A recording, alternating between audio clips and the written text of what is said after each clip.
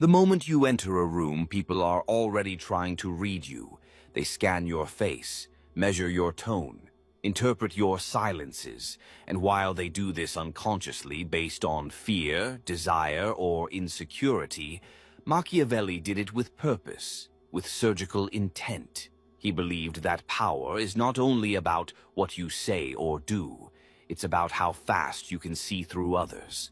To manipulate someone, you must understand them. To protect yourself, you must predict them.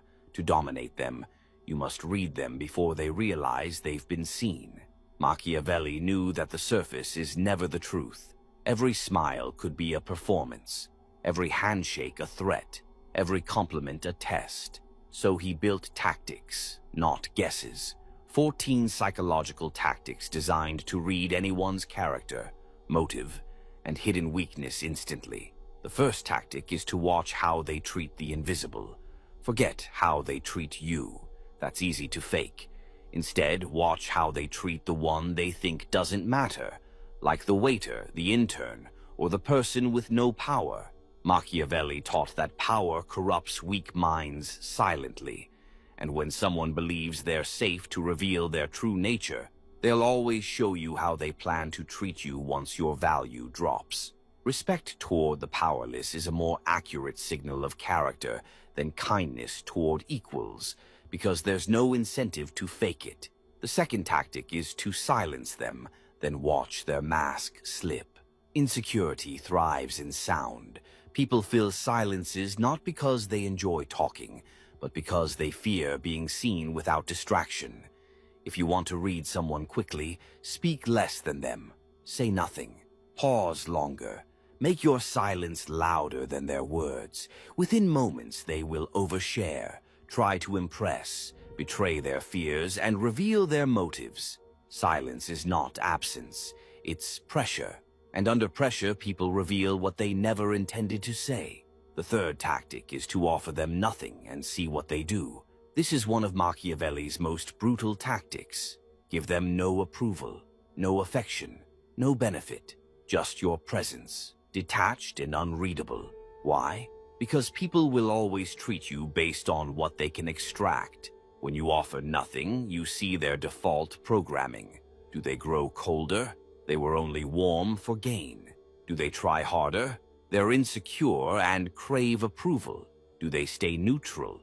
They have emotional control and might be dangerous. The less you give, the more they reveal. The fourth tactic is to interrupt their control pattern.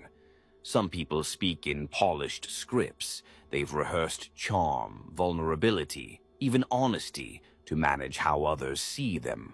Machiavelli knew this kind of person is the hardest to read unless you break the script. How? Ask a question they don't expect. Interrupt their joke with silence. Respond to flattery with suspicion. Change the subject when they're building momentum. When their performance is interrupted, they stumble. And in that stumble, you see who they really are. The fifth tactic is to test their loyalty with small losses. Don't wait for a betrayal to learn someone's loyalty. Engineer the test. Say no to a small request. Deny them a favor they expected. Withhold attention for a brief time. Then watch. Do they remain respectful? Or do they begin to criticize, distance themselves, or gossip? Machiavellian minds understand loyalty isn't how people act when they win. It's how they react when they feel denied. The smallest no will reveal the largest truth. The sixth tactic is to measure their focus, not their words. People lie, but their focus doesn't. While they talk, observe what they pay attention to. Do their eyes dart toward powerful people? They crave status. Do they ignore low-status individuals? They respect only advantage. Do they check their phone while speaking with you? You're a placeholder, not a priority. Do they mimic your expressions? They're trying to gain favor. Machiavelli didn't listen to words. He tracked attention. Because attention is investment, and where they place it tells you everything they value and everything they don't. The seventh tactic is to mention a weakness you invented. Tell them something small and untrue about yourself. Something that sounds like a flaw, like, I tend to overthink things, or I used to be too trusting, or I'm not always good with confrontation. Then observe. If they exploit it, weaponizing your words later, mocking or using it against you, they're opportunistic. If they ignore it, they're either respectful or cautious. If they reveal a real weakness of their own, they want connection and feel safe. By creating a fictional vulnerability, you test their true reaction to weakness without risking anything real. The eighth tactic is to make them wait. There's no faster way to read someone's level of entitlement than to delay your response. Text back late. Be vague on scheduling. Take longer than expected to give them something. Entitled people panic, guilt trip, or get passive-aggressive. Patient people adapt and hold steady. Machiavelli didn't just look for loyalty, he looked for resilience. Because the impatient are the first to turn toxic when things no longer go their way, time exposes temperament. The ninth tactic is to see who they copy. Everyone copies someone, consciously or not. Their tone, their style, their mannerisms. Machiavelli believed that you can decode a person's ambition by studying their idol. If they mimic the powerful, they crave control. If they mimic the popular, they want attention. If they mimic the virtuous, they desire moral superiority. The person someone emulates is the person they secretly wish to be. And once you see who they mirror, you know what they're chasing. The 10th tactic is to trigger envy and watch the face flicker. Say something subtle that elevates you, like a recent win, an opportunity, or a compliment someone else gave you. Then watch their face closely. Is the smile too tight? Do they redirect the conversation instantly? Do they suddenly downplay your achievement? That's envy. And envy, according to Machiavelli, is the most dangerous emotional signal because it always precedes sabotage. Envy doesn't shout, it flickers. And once you see it, you never unsee it. The 11th tactic is to ask what they hate. Forget what they love. That's easy to fake. Ask instead, what kind of people do you dislike? Or, what kind of behavior do you hate in others? Because the answer is rarely about others, it's a mirror. The things people say they despise usually reflect their own suppressed traits. Those who claim to hate arrogance are often quietly arrogant. Those who claim to hate dishonesty are often skilled liars. Those who claim to hate weakness are secretly terrified of being seen as weak. In judgment, you find confession. The 12th tactic is to look at what makes them break eye contact. Direct eye contact is power, but what breaks it is truth. Mention certain topics like money, status, shame, past failures, or power dynamics, and track their gaze. The eyes will twitch, shift, or drop the moment something hits too close. Machiavelli understood the eyes aren't just the window to the soul, they're the exit door of suppressed emotions. What makes the eyes flee reveals what the mind fears most. Tactics 13 and 14 are the most revealing of all, the ones Machiavelli himself used to protect thrones, navigate betrayals, and puppet the minds of those around him. When you use them, you don't just read someone.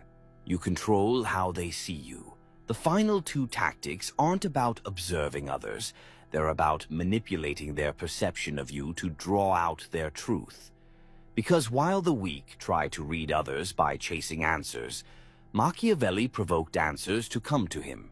He built tension, not trust. He didn't ask, he triggered. These last tactics are designed to expose a person's true operating system, not by watching, but by setting the scene. The 13th tactic is to become the mirror they can't look away from. Most people walk through life wearing a mask. They perform, they charm, they pretend. But Machiavelli discovered that when you mirror a person's tone, posture, or language back at them, slowly, subtly, without overdoing it, you trigger something deep, unconscious self-recognition. They see themselves in you, and what they do next reveals exactly what they're hiding. For instance, mirror their casual tone. Do they get more intense as if trying to dominate you? Mirror their confidence. Do they pull back? Unsure how to handle it? Mirror their insecurity. Do they become superior, even mocking? By acting as their reflection, you create psychological friction. Most will not notice, but their instincts will respond, and that response tells you whether they're authentic, defensive, or manipulative. The more someone shifts when they see their own energy returned, the more they were performing in the first place. The 14th tactic is to disarm them with respect before you strike with observation. The average person expects judgment, so they come armed with excuses, defensive, filtered, guarded. But Machiavelli's genius was to begin with unexpected respect, compliment their intelligence, acknowledge something they've achieved, validate something they said, even if you don't fully believe it. Why? Because when you give someone psychological safety, they lower their guard. And then you ask the real question, the one they're not ready for, the one that bypasses their armor. For example, you might say, "You clearly think through things. What's the biggest fear behind your decisions?" Or, "You seem incredibly self-assured. When did you first learn how to fake that confidence?" Or, "You're clearly good at reading people. How do you know when someone's reading you?" Respect creates the opening, but it's the surgical question afterward that rips the mask clean off. People are more honest when they feel admired, and that's when the real data comes out. Now that you understand how to read people psychologically, the second layer begins, reading them strategically. Machiavelli didn't care about personality traits for their own sake. He studied people like terrain because every weakness, habit, and blind spot could be used, influenced, or guarded against. You can use their weakness as your leverage point. Once you see what someone's hiding, you gain more than understanding. You gain control, not to destroy, not even to manipulate, but to influence silently. If someone fears abandonment, distance becomes your tool. If they crave admiration, subtle disapproval makes them chase your respect. If they rely on control, unpredictability disarms them. And if they are dangerous, if they are hiding a dagger behind a smile, then you already know exactly where to strike or how to make them destroy themselves. This is where psychological reading becomes strategic warfare. Profile them into archetypes, but never say it out loud. Machiavelli didn't label people in conversation. He labeled them in his mind. He didn't say he's a narcissist or she's insecure. He observed, categorized, and acted accordingly without ever revealing the diagnosis. Why? Because labels kill power. People fight against them. But treatment without diagnosis, that slips in undetected. Some quick strategic archetypes include the masked pleaser, who craves approval and can be controlled with praise, but is dangerous when denied it. The silent climber, who appears loyal but watches power vacuums closely. Respect them, but don't trust proximity. The fragile genius, smart but unstable, whose brilliance can be useful but only if emotionally managed. The loud defender, who over-explains, overreacts, and justifies constantly, almost always hiding guilt or deep insecurity. You don't need to tell them what they are. You just need to know how to handle them without ever letting them know you're handling them. Observe how they handle the word no. There is no better litmus test of character than denial. Machiavelli believed a person's strength is not shown in victory, but in restriction. Say no to something they expect, like a favor, a compliment, an opportunity, or a piece of attention. Then step back. If they remain composed, the mind is disciplined. If they lash out subtly or emotionally, they're ruled by ego. If they shift tone entirely, dropping the mask, they were only playing a role. The rejection of their will shows their true emotional baseline. Detect who they want to impress. A key Machiavellian truth. People never speak just for expression. They speak to position themselves. Every word spoken in front of you is part of a strategy, even if unconscious. So ask, who are they performing for right now? You? They seek your validation. A group? They're claiming dominance. Someone not present? They're revealing a hidden target. Watch their eyes. Watch who they check for approval. Every joke, every opinion, every gesture is a tactical move towards someone's attention. When you know who they're trying to impress, you know who owns their loyalty, and it may not be you. Notice what they're proud of, and then look for the opposite. People often boast about one trait because they're hiding the opposite. Someone who says, "I'm brutally honest," often manipulates through selective truth. Someone who claims, "I'm low drama," is often a magnet for chaos. And someone who asserts, "I always put others first," is frequently secretly resentful or controlling. Machiavelli believed excessive emphasis on any one virtue was a signal, because real strength doesn't scream, it just is. When someone is loud about one value, investigate the shadow behind it. It's usually far more truthful. These aren't guesses. They're tools to sharpen your advantage. You're no longer seeing people as confusing variables. You're seeing them as code, patterns, programs, responses. But there's one more dimension, because once you can read them, you must choose how to play them. Do you give them what they want? Do you feed the mask? Do you test or destroy or elevate? Because with power comes responsibility, and with deep insight comes the risk of detachment or domination. But Machiavelli didn't flinch from that risk. He embraced it. He saw people not as obstacles or enemies, but as opportunities to move the game forward. And now that you can read anyone, the next move is learning how to use that read to win, without ever being seen as the one pulling the strings. Once you've learned to read people with precision, your power doesn't come from knowing their secrets. It comes from knowing what to do with those secrets, without them ever realizing they've been exposed. This is the moment Machiavellian intelligence shifts from perception to influence. You're no longer just watching, you're steering, and they're following your cues without even knowing it. Most people try to influence through persuasion, through logic, through sincerity. But Machiavelli had no interest in being understood. He was interested in being obeyed, subtly, silently, consistently. And the first rule of influencing someone who doesn't know they're being influenced is to make them believe they're acting on their own terms. First, mirror their desire, then redirect it. Once you've read what someone wants, status, attention, security, you don't confront it. You reflect it back to them. The ambitious, compliment their drive. The insecure, validate their effort. The dominant, acknowledge their control. This lowers their guard. They feel seen, understood. And once they're disarmed, you redirect. You link their desire to your objective. For example, if they want recognition, imply they'll earn more of it by aligning with your vision. If they want influence, show how following your plan gives them more visibility. You don't fight their desire, you hijack it. And once they follow your path, they think it was their idea. Second, use strategic vulnerability to make them talk. People love to talk about themselves, especially when they feel they're helping you. Machiavelli used this truth like a scalpel.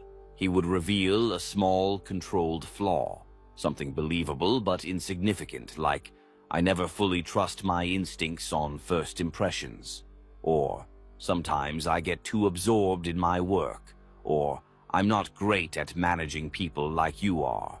Why? Because it creates an emotional imbalance. They now feel superior, which is an ego boost, helpful, which creates emotional investment, and trusted, which fosters false intimacy. And in that state, they open up. They begin revealing what they normally hide, not because you pressured them, but because they feel safe and above you. The mind that feels safe talks freely. The mind that feels superior talks truthfully. You've now unlocked both. Third, reveal half of a secret to create false equality. People trust most when they believe trust is being reciprocated. So Machiavelli would offer a partial truth or a controlled confession, enough to seem raw but never dangerous, like, "I had to learn the hard way not to rely on people I thought I could trust," or "I was underestimated a lot in the beginning until I stopped being nice." This creates a false mirror. They think you're just like them, and in their relief, they lower their defenses. Then they reveal a real vulnerability. This is the exchange Machiavelli mastered. You give them a puzzle piece. They give you the whole map. Fourth, let them define themselves and use their definition. One of the most potent manipulations is never to define someone. Let them define themselves. For instance, they might say, "I'm the type who values loyalty above all," or "I hate when people waste time," or "I don't let emotions control me." Now you have their self-identity, which means you know what they're trying to protect and how to frame requests, ideas, or objections so they align with their own script. If you ever need them to do something against their instincts, you just tie it to their stated values. For example, "You're the kind of person who values loyalty. I trust you'll handle this." Or, "I know you don't tolerate inefficiency. Here's the shortcut we need." You're not persuading. You're reaffirming their identity while steering it in your favor. And they won't resist because they believe they're being true to themselves. Fifth, create a reputation they must uphold. People fear loss more than they crave gain, so give them something to protect. Machiavelli would craft reputations for people before they'd earned them. You might say you're known for keeping your word, or people respect you because you don't get involved in petty politics, or you're always the one who keeps things balanced. Now they're on record, and the pressure is on. If they act against the identity you've publicly given them, they feel the risk of looking fake, inconsistent, or weak, so they stay in character. They uphold your definition because you've turned it into a social contract. And just like that, you've installed behavior without ever giving an order. Sixth, leak just enough information to guide perception. You don't always need to directly influence someone. Sometimes all you need to do is let them overhear the right thing. This could be a story about how you outmaneuvered a competitor, a joke that hints you're not easily fooled, or a casual remark that shows your standards are high. These leaks create anticipation and recalibration. People adjust their behavior around you based on the impression they think they discovered on their own, which is exactly what you wanted. Because when people feel they've figured you out, they stop questioning. And when they stop questioning, they become predictable. Seventh, let them win early so you can own the outcome later. One of Machiavelli's coldest moves was to give people early victories. Let them think their idea won, their leadership is needed, or their insight is unique. He fed their ego with small, harmless wins, while engineering the final result to benefit himself. Because he knew people protect what they think they built, defend what they think was their idea, and stay loyal when they feel important, even if they're being used. Let them write the first sentence. You control the conclusion. By now, you're no longer just reading people. You're building frameworks around their behavior. You're not reacting to them, you're predicting them. But the highest level of Machiavellian reading isn't about others. It's about what your ability to read others reveals about you. There is a shadow in every high-perception mind. Because when you see through everyone, you risk believing you're above them all. You begin to move without empathy. You begin to control for sport. And this is where the dangerous mind must make its final transformation, not just into one who can read, influence, or outplay, but one who knows exactly when to stop the game and when to disappear while still winning. At the highest level of Machiavellian insight, the game no longer feels like a game. It becomes instinct. You no longer think, "How do I read this person?" You simply do. You walk into a room and the information flows about who's insecure, who's performing, who's quietly powerful, and who's watching you as closely as you're watching them.